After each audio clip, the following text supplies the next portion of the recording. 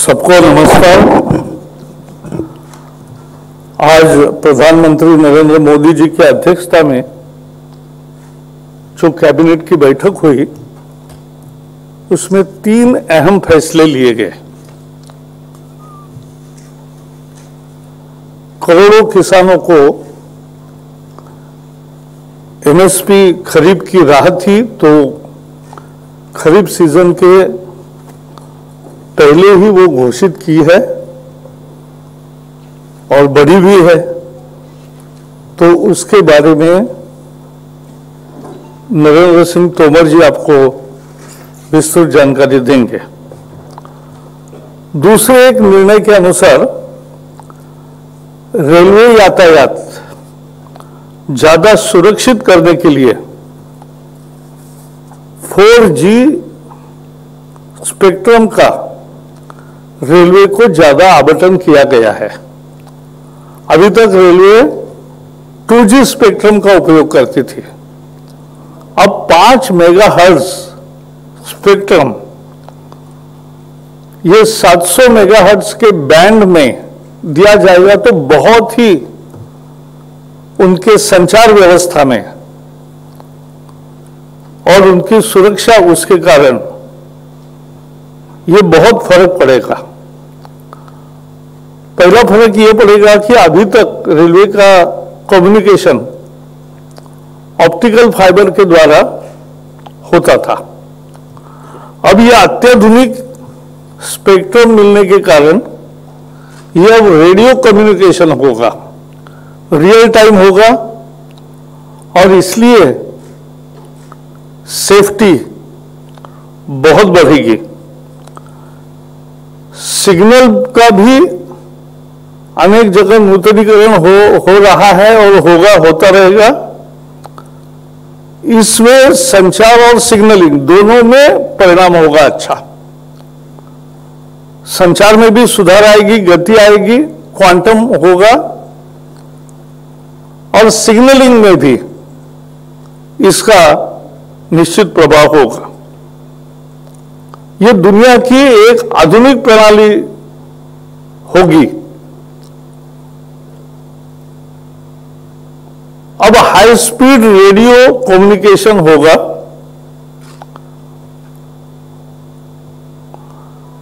एक और विशेषता है आज के निर्णय में, ऑटोमेटिक ट्रेन प्रोटेक्शन की व्यवस्था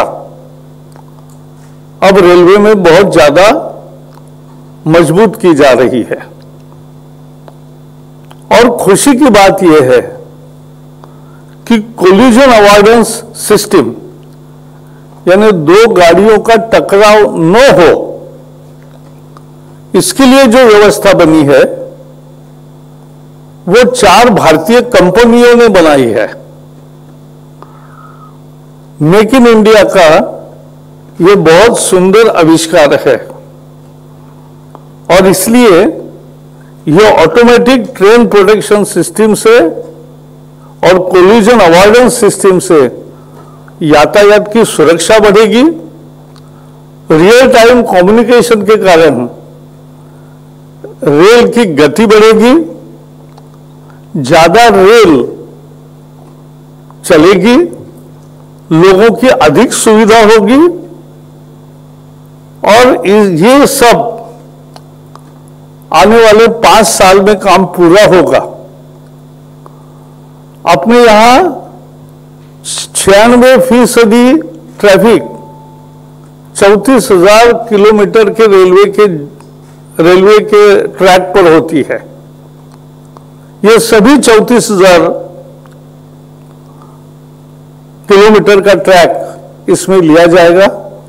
ये 5 साल में काम पूरा होगा, उसमें 25,000 करोड़ रुपए खर्चा होगा। लगभग 12,000 करोड़ रुपए दोनों व्यवस्थाओं में, सिग्नल के आधुनिकीकरण में भी और ये 5G स्पेक्ट्रम की सारी मैकेनिज्म लागू करने में।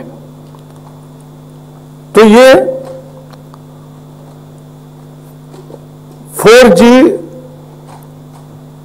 4G स्पेक्ट्रम का 5 मेगाहर्ट्ज स्पेक्ट्रम 700 mH बैंड में रेलवे को मिलना एक बहुत क्रांतिकारी फैसला है।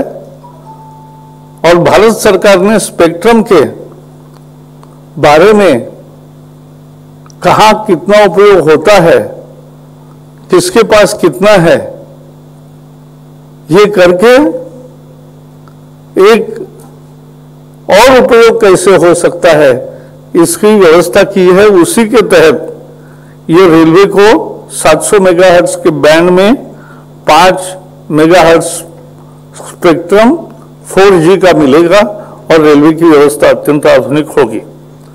यही मुझे बाकी प्रेस नोट में लिखा है। दूसरे फैसले में तेलंगाना में Ramagundam fertiliser and chemical factory है, यह अभी शुरू हुई है, लेकिन जो नई निवेश की नीति कि फर्टिलाइजर के नए फैक्ट्रीज के निर्माण में सब्सिडी देने की जो नई निवेश नीति 2014 में मोदी सरकार आने के बाद की थी, वो 19 तक जो फैक्ट्री शुरू होगी उन्हीं को मिलने वाली थी, लेकिन अभी 21 में शुरू हो गई है, तो उसको भी ये एक्सटेंड किया है कि उनको भी ये सहूलियत मिलेगी, सब्सिडी मिलेगी। इससे 12 lakh metric ton, 12,70,000 metric ton उत्पादन यूरिया का साल भर में होगा। इससे यूरिया के बारे में हमारा आयात कम होगी, इंपोर्ट कम होगा और एक तरह से आत्मनिर्भर भारत के दिशा में ये भी एक बढ़ता हुआ कदम है।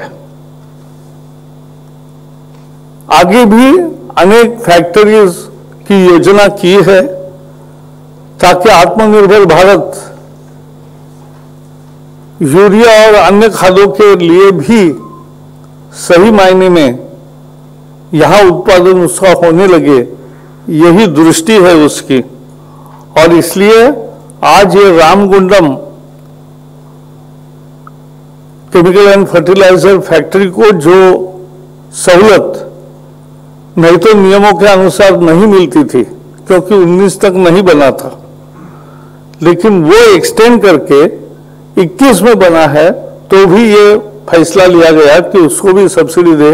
अंततः इसका फायदा किसान को ही होता है। तो यही दो विषय है। अब सबसे एक बड़ा निर्णय करोड़ों किसानों को जिसका सीधा लाभ मिलने वाला है, वो मिनिमम सपोर्ट प्राइस के बारे में नरेंद्र जी तोमर बताएंगे।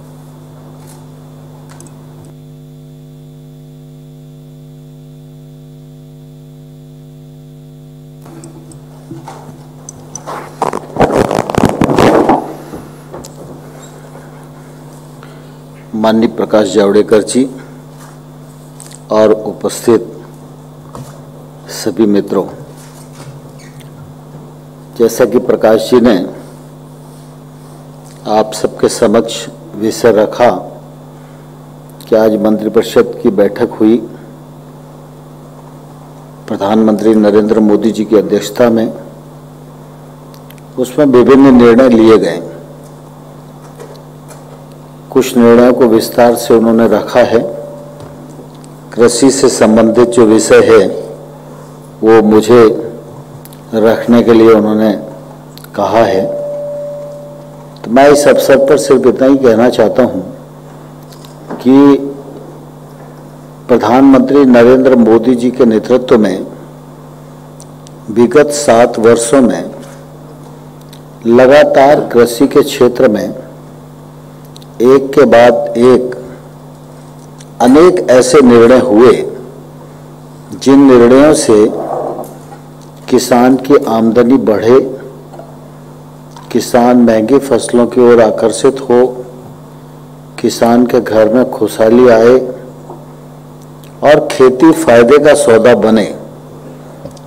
इस दिशा में लगातार प्रयत्न हुए। जहां योजनाओं की आवश्यकता थी योजना बनी, योजनाओं के लिए बजट प्रावधान की जरूरत थी तो बजट प्रावधान किए गए, और जहां सरकार को पूंजी लगाने की आवश्यकता थी वहां अधिक पूंजी लगाकर भी किसान का फायदा हो, यह सुनिश्चित करने का प्रयत्न भारत सरकार ने प्रधानमंत्री नरेंद्र मोदी जी के नेतृत्व में लगातार किया है। उसी के परिप्रेक्ष्य में आप सब लोगों के ध्यान में है कि लगातार यह बात चलती रहती थी कि एमएसपी पर जो लागत आती है उस पर एमएसपी 50% मुनाफा जोड़कर घोषित होनी चाहिए। 2018 में प्रधानमंत्री जी ने निर्णय किया और तब से लेकर अब तक लगातार फसल के अनुसार यह एमएसपी समय पर लागत पर 50% मुनाफा जोड़कर बढ़ाई जाती है और उस पर किसान का जब फसल आ जाए तो खरीद की व्यवस्था भी की जा सकती है। जैसा कि अभी हाल ही में हम सब लोग उपार्जन के दौर से गुजर रहे हैं। जून 21 तक पिछले वर्ष इसी अवधि में 372.23 LMT खरीद हुई थी और उसकी तुलना में अगर आज देखेंगे तो 416.95 LMT से अधिक यह खरीद गेहूं की हो गई है और इसका लाभ 45.67 लाख किसानों को मिला है और इस खरीद के परिणाम स्वरूप 82,347.39 करोड़ रुपया एमएसपी के मूल्य का भुगतान किसान के खाते में करने का काम भारत सरकार और फूड कॉरपोरेशन ऑफ इंडिया के द्वारा किया गया है। इसी प्रकार से अगर हम देखेंगे तो धान का आंकड़ा लें, जून 21 तक 813.11 LMT धान की खरीद की गई है।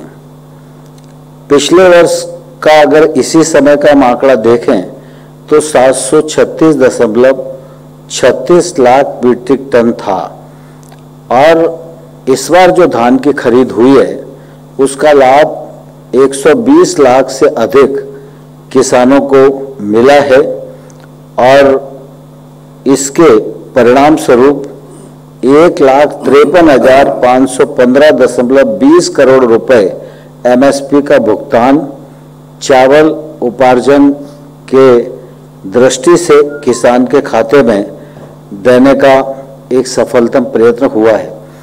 इसी प्रकार से दलहन और तिलहन के क्षेत्र में भी भारत सरकार अपनी एजेंसियों के माध्यम से खरीद करती है और अभी देखेंगे तो 20-21 और रबी 21 के तहत तमिलनाडु, कर्नाटक, आंध्र प्रदेश, मध्य प्रदेश, महाराष्ट्र, गुजरात, उत्तर प्रदेश, तेलंगाना, हरियाणा और राजस्थान के 4,58,000 से अधिक किसान दलहन और तिलहन की खरीद से लाभान्वित हुए हैं और निश्चित रूप से इस दिशा में और निरंतर कोशिश की जा रही है कि दलहन का रकबा बढ़े, तिलहन का रकबा बढ़े और इसके लिए दलहन और तिलहन मिशन पर भारत सरकार काम कर रही है और मुझे पूरा विश्वास है कि जो प्रयत्न भारत सरकार के राज्य सरकारों के साथ मिलकर चल रहे हैं वो प्रयत्न सफल होंगे और अगले बार हमारा रकबा भी बढ़ेगा, उत्पादन भी बढ़ेगा, उत्पादकता भी बढ़ेगी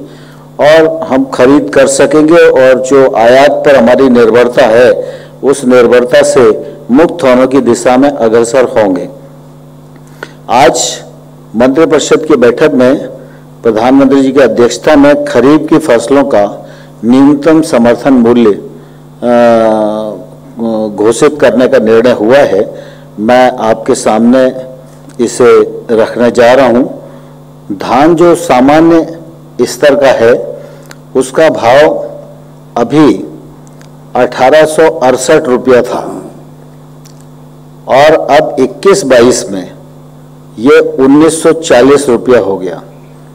इसमें 72 रुपये प्रति कुंटल की बढ़ोतरी है, जो 50% से अधिक है। ऐसे में सभी के आपके सामने रख सकता हूं, लेकिन सामान्य तौर पर अगर आप देखेंगे तो बाजरा जो 20-21 में 2150 रुपया था और बाजरा अब 2250 रुपया होगा। 100 रुपए की प्रति कुंटल की वृद्धि है। अगर प्रतिशत में देखेंगे तो ये 85% की बढ़ोतरी है। इसी प्रकार से अगर हम तूर में, अरहर की दाल में देखेंगे तो ये वृद्धि 62% है। उड़द की दाल में अगर देखेंगे तो ये वृद्धि 65% है। इसी प्रकार से ज्वार है, रागी है, मक्का है, मूंगफली है, सूरजमुखी है, कपास है, सभी के भाव निरंतर बढ़े हैं और सब 50% से अधिक हैं। ये टेबल आप सबके समक्ष पहुंचने वाली है। मैं थोड़ा सा आपका ध्यान इस दृष्टि से और आकर्षित करना चाहता हूं कि जैसे धान सामान्य ग्रेड का है। 2014 में जब हम लोग आए थे उस समय धान का भाव 1360 रुपया कुंटल था और आज एमएसपी की बढ़ोतरी, मोदी सरकार की नीतियां, उसके परिणाम स्वरूप यह 1940 रुपया कुंटल है। बाजरा अगर देखेंगे हम तो 14-15 में 1250 रुपया कुंटल था, आज 2250 रुपया कुंटल है। उस समय मक्का को अगर हम देखेंगे तो 1310 रुपया कुंटल थी और आज 1870 रुपया कुंटल है। तूर की दाल को अगर हम देखेंगे तो 4350 थी 14-15 में, आज 6300 है। ऐसे ही मूंग को अगर हम देखेंगे तो 4600 उस समय थी और आज 7275 है। उड़द को देखेंगे तो 4350 थी, आज ये 6300 रुपया प्रति कुंटल है। इस प्रकार से एक तौर से काफी अंतर एमएसपी की जो पॉलिसी प्रधानमंत्री मोदी जी ने घोषित की उस के अनुसार जो निर्णय किए जा रहे हैं उसका परिणाम स्वरूप किसानों को निश्चित रूप से इसका लाभ मिल रहा है। और आपने देखा कि देश भर में बातें तो बहुत चलती हैं, लेकिन पिछले दिनों जब रिफॉर्म की बात आई थी तब एमएसपी के बारे में कई प्रकार की शंकाएं थी। तो उस समय मैंने भी हाउस में कहा था, माननीय प्रधानमंत्री जी ने भी देश को आश्वस्त किया था कि एमएसपी है और एमएसपी आगे भी रहेगी। उस वक्तव्य के अनुसार लगातार रबी और खरीफ के एमएसपी घोषित की जा रही है। सरकार गेहूं और धान का उपार्जन एफसीआई के माध्यम से कर रही है। दलहन और तिलहन का जो उपार्जन है वो भारत सरकार अपनी अन्य एजेंसियों के माध्यम से कर रही है। इसलिए इसमें किसी को भी कहीं भ्रम रखने की आवश्यकता नहीं है। एमएसपी चल रही है, एमएसपी बढ़ रही है, एमएसपी पर खरीद भी बढ़ रही है। और मैं धन्यवाद देना चाहता हूं किसानों को कि किसान बंधु अच्छी मेहनत कर रहे हैं, उसके परिणाम स्वरूप उत्पादन और उत्पादकता भी बढ़ रही है। और अगर टोटल में हम देखेंगे तो कुल मिलाकर लागत पर 62% की वृद्धि इस बार की जो निर्णय है उनमें हो रही है। पिछले दिनों ये विषय काफी गर्म था देश में और उस समय सभी लोगों की चिंता थी, क्योंकि डीएपी खाद की हमारी जो निर्भरता है वो दूसरे देशों पर है। और पहले जो एक बैग डीएपी का मिलता था उसकी कीमत 1700 रुपया होती थी, 500 रुपया भारत सरकार की सब्सिडी थी और इसलिए किसान को 1200 रुपया एक बैग पर देना पड़ता था। लेकिन एकाएक अंतर्राष्ट्रीय कीमतें बढ़ गईं और इस एक बैग की कीमत 2400 रुपया हो गई। अगर भारत सरकार की सब्सिडी 500 रुपया ही रहती तो निश्चित रूप से ये बैग किसान को 1900 रुपए में लेना पड़ता। लेकिन प्रधानमंत्री जी निश्चित रूप से किसान हितों का हमेशा ध्यान रखते हैं। तत्काल उन्होंने बैठक बुलाई, निर्णय किया और एक बैग पर 1200 रुपए की सब्सिडी देना तय किया। परिणाम स्वरूप अब किसान को सिर्फ 1200 रुपए में ये बैग मिलेगा और इस पर जो अतिरिक्त सब्सिडी भारत सरकार को वहन करना पड़ेगी वो लगभग 15,000 करोड़ रुपया इस सीजन के लिए है। यही विषय मुझे आप सबके मध्य रखना था। आप सब ने मेरी बात को सुना, उसके लिए धन्यवाद। अगर कोई प्रश्न होगा तो जरूर माननीय प्रकाश जी समाधान करेंगे, मेरे लायक होगा तो मैं भी कुछ कहूँगा। We'll take some questions now. 52, 18, please go ahead. Rahul Gandhi का सुबह ट्वीट किया था सर, आज के उनका कहना था कि किसान आंदोलन में 500 से ज्यादा किसान मारे गए हैं और उन्होंने कहा कि देश की रक्षा में 3 दिन मरे हैं किसान। आप इतनी किस कह रहे हैं कि किसानों की एमएसपी बढ़ाई जा रही है? अभी राकेश जी के ममता बनर्जी से मिले हैं तो वहाँ पे दूसरे तरह की गठजोड़ बन रहा है सर। आपको लगता है कि किसान आंदोलन आपके लिए हो गया? देखिए, आप और सारा देश इस बात का साक्षी है कि प्रधानमंत्री मोदी जी की सरकार की प्रतिबद्धता किसानों के साथ थी, है और आने वाले कल में रहेगी। गत 7 वर्षों में किसान की आमदनी को बढ़ाने के लिए, खेती को समृद्ध करने के लिए जो निर्णय मोदी सरकार ने किए हैं वो अपने आप में अभूतपूर्व है, ऐतिहासिक है। उसका खंडन कोई भी करने की स्थिति में नहीं है। कृषि कानून देश की सभी राजनीतिक पार्टियां लाना चाहती थी लेकिन वो हिम्मत नहीं कर पाए। मोदी सरकार ने किसानों के हित में ये बड़ा कदम उठाया और रिफॉर्म किया। उसका फायदा भी देश भर में अनेक स्थानों पर किसानों को मिला, लेकिन बीच में किसान आंदोलन खड़ा हुआ। सरकार किसानों के प्रति प्रतिबद्ध है, उनका आदर और सम्मान करती है, इसलिए सम्मान पूर्वक किसानों के साथ 11 बार भारत सरकार ने वार्ता का आयोजन किया।